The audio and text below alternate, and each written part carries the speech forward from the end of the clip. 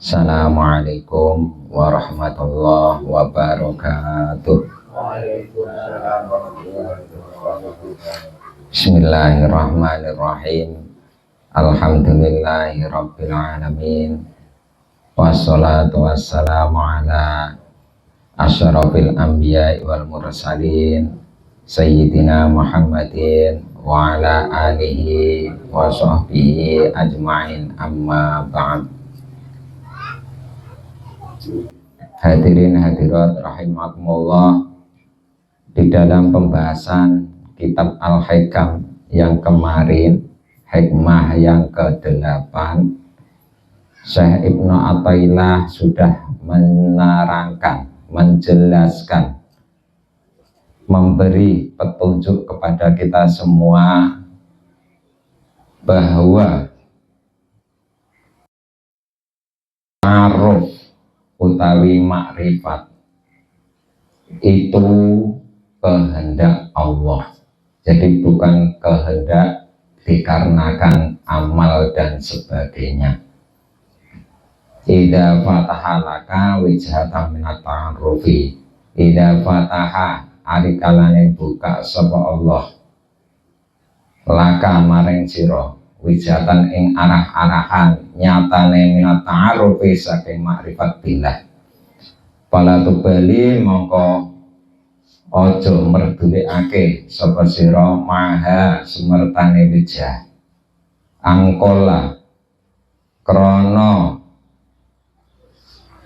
setitik apa amaluka amal sira fa innahu mongko sak temene Allah iku ma fatahaha orang buka sapa Allah ing wijah laka marang sira illa angin kejaba buka wa huwa hale utawine Allah iku yuridu kersa sapa Allah ayat arrofa ing yento nguti-nguti weruh sapa Allah ilaika maring sira. Alam ta'alam ana ta ora ngerti sapa sira anna ta'arrufa temen setuhune ta'arruf utawi makrifat huwa ya ta'arruf iku mauriduhu utawi nggone tumekane Allah iku alaika ing atase sira wal amalu utawi pira-pira amal iku angta utawi sira iku muhdiha aweh hadiah ing ngamal ilaihi maring Allah wa aina iku wa aina lan ana ngendi ma utawine barang tuhdihi hadiahake ing ma ilaihi maring Allah hadiahake sapa sira ing ma ilaihi maring Allah mimma saking barang huwa utawi ma iku mauriduhu gone tumekane Allah alaika ing atase sira. Di dalam bab ke-8 sudah jelas bahwa orang yang makrifat itu bukan dikarenakan amal, bukan dikarenakan dia itu mondok, atau bukan dikarenakan dia itu ahli wirid dan sebagainya. Orang yang makrifat itu semua kehendak Allah. Jadi di dalam ilmu hakikat itu tanpa ada batasan antara orang yang ahli zikir, orang yang pintar, seorang kiai dan sebagainya, itu enggak ada pembatas. Di situ itu enggak ada pembatas bahwa orang yang ahli kitab atau ahli mondok, ahli zikir itu pasti makrifat, itu enggak bisa dibuat jaminan. Semuanya itu kehendak Allah. Alam ta'lam annat ta'arufa wa muriduhu alaika. Jadi Allah yang menghendaki seseorang itu makrifat, itu udah titik, jadi nggak ada koma. Jadi yang nggak mondok atau yang nggak ahli kitab itu jangan ragu bahwa Allah itu bisa membuat kita semua makrifat tanpa harus mondok, tanpa harus ahli kitab dan sebagainya.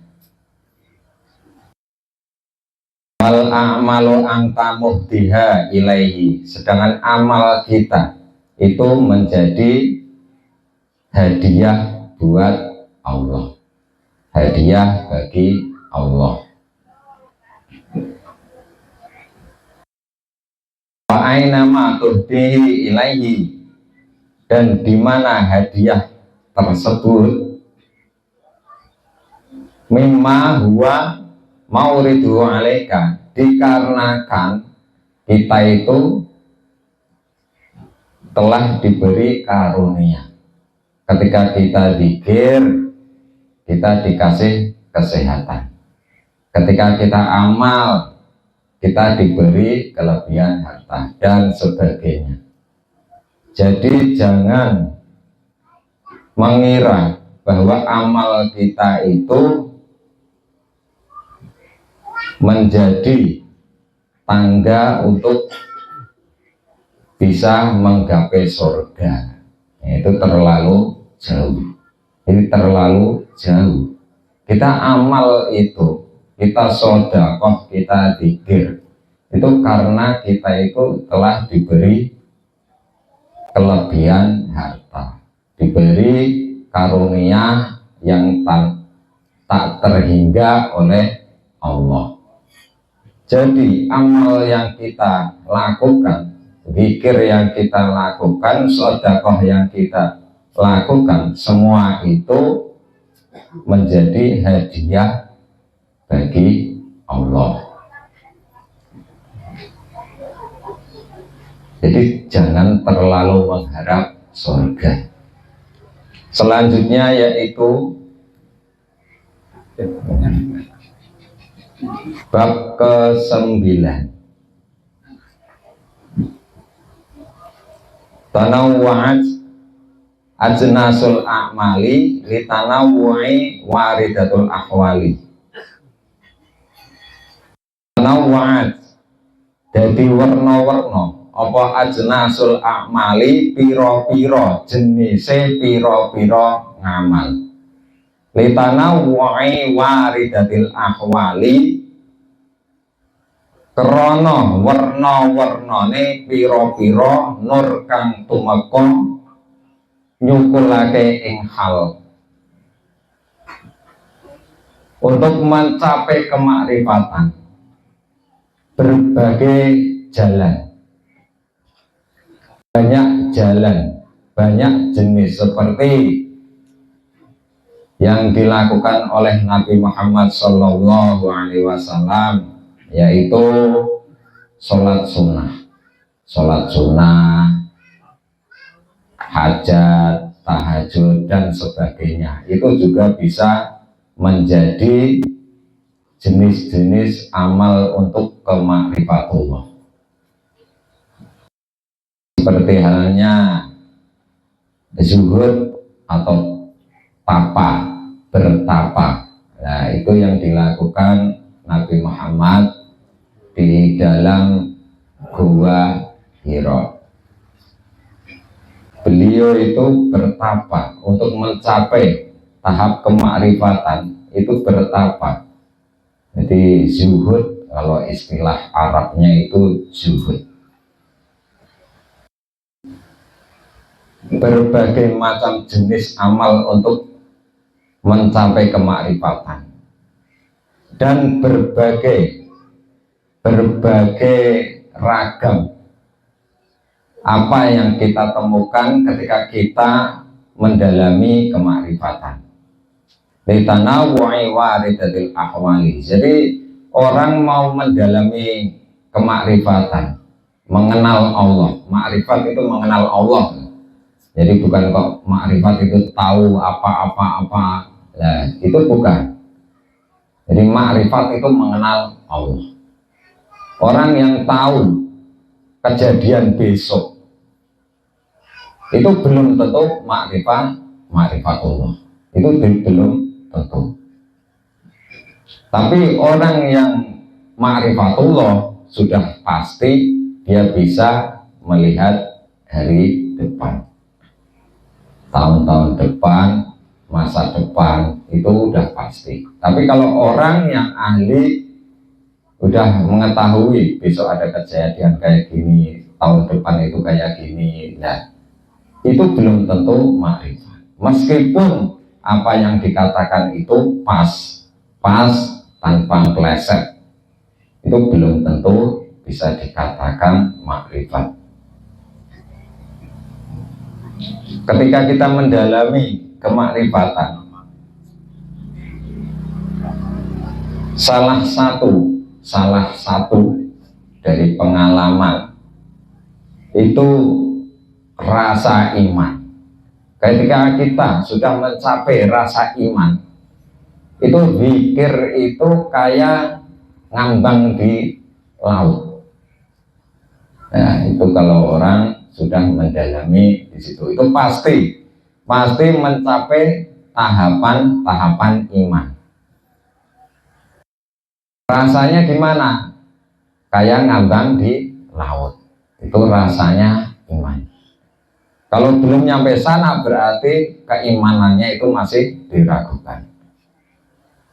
Ya, hampir semua orang, bahkan mursyid tarekoh dan sebagainya yang mencari kemakrifatan itu hampir melewati itu semua. Jadi zikir itu kayak ngambang, kayak seolah-olah itu ada gempa. Itu awal mula ketika orang mendalami makrifat atau ta'aruf.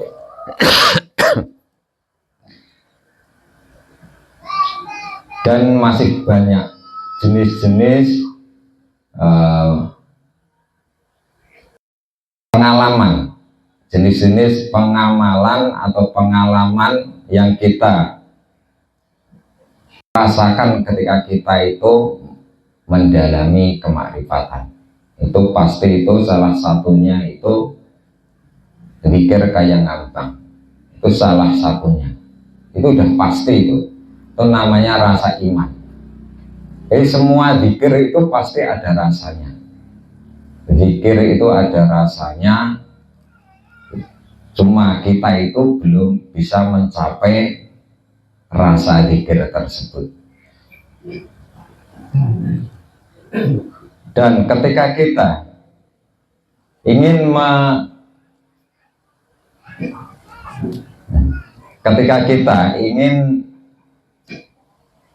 mengalahkan nafsu, nanti itu akan ada wujud dari nafsu. Wujud nafsu itu nanti akan muncul, salah satu itu ular. Itu udah pasti itu. Salah satu itu ular. Itu pasti nanti muncul terus itu. Itu bukan ular di luar diri, tapi itu semua ular di dalam diri. Ini yang kalau orang Jawa itu sedulur papat lima pancar. Sedulur papat itu nanti berwujud hewan semua ini. Berwujud hewan, ketika itu udah muncul berarti nafsunya itu udah kalah. Tapi kalau belum muncul berarti nafsunya itu masih ayem di dalam diri kita. Itu sedulur papat lima pancer. Yang pancer itu diri sendiri.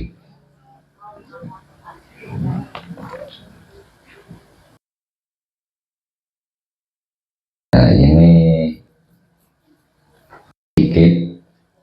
Jadi hikmah yang ke 9 ini dikit tanawaj ajnasul a'mali li tanawu'i waridatil ahwal. Jadi cuma dikit tapi ini banyak banget penjabarannya. Ini ajnasul a'mal, jadi banyak sekali jenis-jenis amal untuk bisa ke ma'rifatullah. Jadi enggak cuma dikir, jadi sholat sunnah juga termasuk bisa mencapai ke ma'rifatullah. litanawu'i waridatul ahwali. Ya, apa yang dinamakan waridatul ahwal di dalam syarahnya itu wa waradatul ahwali hiya ma yaridu alal qulubi minal ma'arifi ar-rabbaniyatu wal asrari ruhaniyatu. Yang dimaksud litana wa waridatul ahwal itu yaitu ketika kita mendalami kemakrifatan itu hati kita itu akan muncul jadi muncul cahaya maksudnya cahaya itu setiap orang itu beda-beda. Jadi setiap orang itu nanti itu pengalaman dari mendalami hakikat itu pasti beda-beda. Nah, ini kayaknya masih terlalu jauh. Jadi kalau aku terangin itu kayaknya itu nggak nyantol. Ini soalnya terlalu jauh ini. Jadi salah satunya yaitu ketika kita mendalami kemakrifatan itu nanti itu rasa iman itu kayak ngambang, zikir itu kayak ngambang, seolah-olah hilang semua. Itu kalau secara logika nggak masuk secara logika. Harusnya itu menjalani sendiri, baru kita tahu apakah benar rasa iman itu ngambang kayak seolah-olah kena gempa. Nah itu kalau orang yang belum mengalami itu antara percaya sama tidak percaya, tapi yakinlah bahwa insya Allah hampir semua orang itu yang mendalami hakikat itu pasti merasakan rasanya iman. Rasanya iman ya jelas ya kayak gitu, itu intinya kayak gitu. Mungkin sekian dari saya. Selanjutnya yaitu istighosah, tapi sebelum istighosah mari kita akhiri dengan bacaan kitab Al-Fatihah. A'udzubillahi minasyaitonirrajim. Bismillahirrahmanirrahim. Alhamdulillahirabbil alamin arrahmanir rahim maliki yaumiddin. Iyyaka na'budu wa iyyaka nasta'in. Ihdinas siratal mustaqim. Shiratal ladzina an'amta 'alaihim ghairil maghdubi 'alaihim waladdallin. Amin.